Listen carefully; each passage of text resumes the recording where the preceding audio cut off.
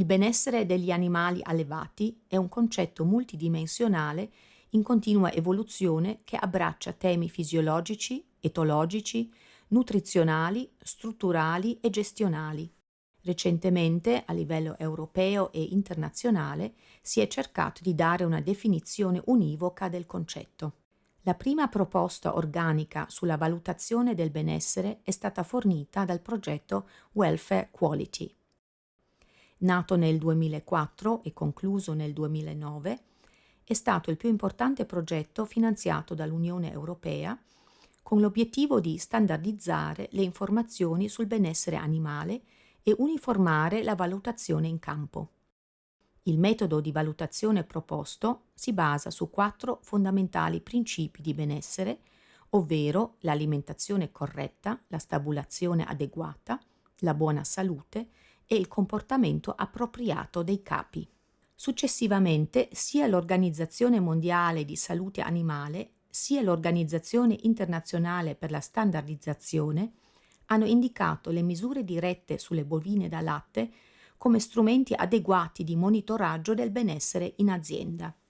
Le aziende di montagna coinvolte nel progetto Top Value rappresentano un caso particolare di allevamenti di piccola scala nei quali è opportuno valutare il benessere animale applicando il protocollo proposto dall'Autorità Europea di Sicurezza Alimentare, che invita dunque ad osservare l'animale e il suo grado di adattamento alle pratiche gestionali, alle strutture e alle risorse aziendali messe a sua disposizione. Gli indicatori diretti sull'animale possono essere raggruppati in macroindicatori come lo stato nutrizionale, i segni di malattia, lo stato emotivo della mandria e altri qui elencati. Per esempio, lo stato nutrizionale viene valutato come indicatore di una adeguata alimentazione. Le alterazioni del tegumento vengono valutate come indicatori di una stabulazione adeguata.